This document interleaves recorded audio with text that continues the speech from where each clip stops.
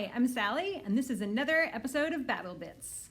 In today's episode, we will be reading the first chapter from Save Me a Seat by Sarah Weeks and Geeta Varadarajan. So this is Save Me a Seat. And chapter 1 is called Monday Chicken Fingers. Ravi. Most people in America cannot pronounce my name. On the first day at my new school, my teacher, Mrs. Beam, is brave enough to try. Suryanyene, she says, her eyebrows twitching as she attempts to sound it out. Suryanarayanan, I say slowly. She tries again, but is no better. I'm going to have to work on that, she says with a laugh. I laugh too. Suryanarayanan is my surname. My first name is Ravi. It's pronounced Ravi with a soft ra and a strong V. In Sanskrit, it means the sun. In America, people call me Ravi with the stress on the first syllable. That doesn't mean anything. Patience is a virtue, Amma reminds me often. She believes that, with time, people will learn how to say our names correctly. My grandmother tells her not to hold her breath. We moved to Hamilton, New Jersey a few months ago, May 13th to be exact. I am fresh off the boat, as they say. My father got a promotion at his IT company in Bangalore, so they transferred him to America. In India, Amma, Appa, and I had our own house with a cook and a big garden. We even had a driver to take us wherever we needed to go. My grandparents lived in their own flat nearby. Now, we all live together in a townhouse in a place called Hamilton Mews. Things are very different here in America. Appa takes the train to work.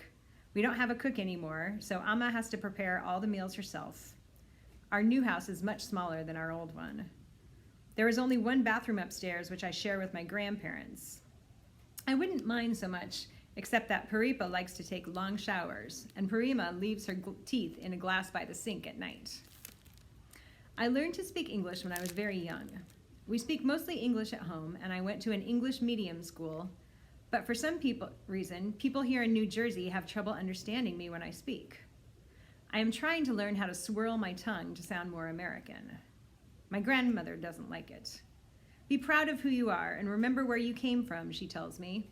If you're not careful, you'll turn into one of them. Your grandfather didn't slave in the tea plantations so that his only grandson would become some rude, overweight, beef-eating cowboy. I don't think Parima likes America.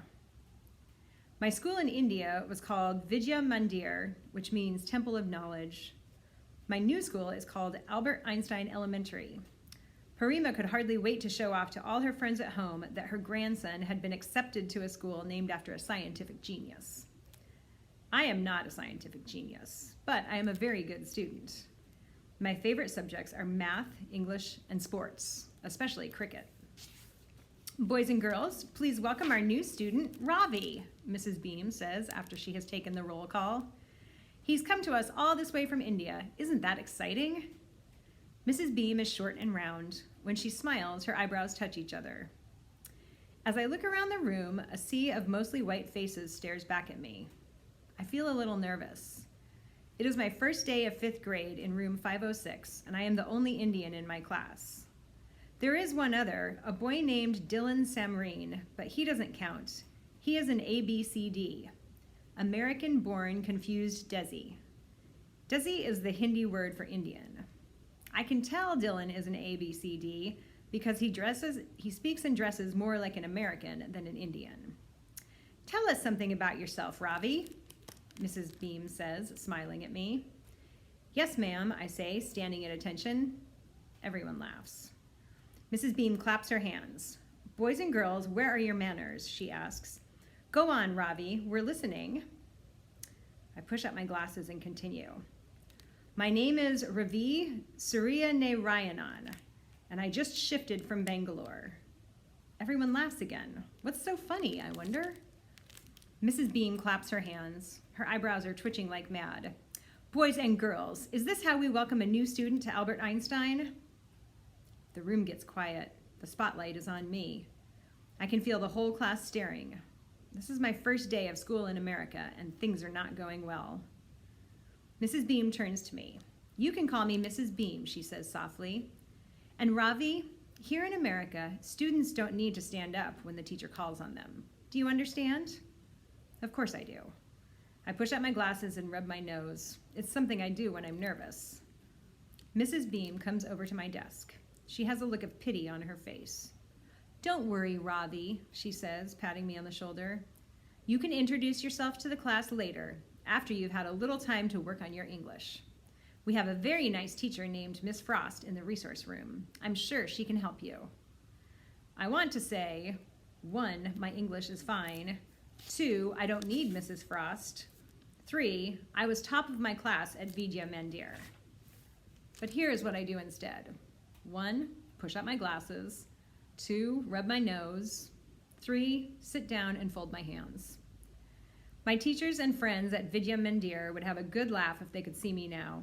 Their star student taken for an idiot. What a joke. Mrs. Beam is writing out our homework on the board. I open my notebook and carefully copy down the assignment. Out of the corner of my eye, I see Dylan Samreen looking at me. He looks like a movie star straight out of Bollywood. His long, shiny black hair falls over one eye. With a quick jerk of his head, he shakes it away. Then he smiles and winks at me. I smile back. Dylan Samreen may be an ABCD, but I think he wants to be my friend. And that is chapter 1 of Save Me a Seat. Thanks for listening, and I'll see you next time.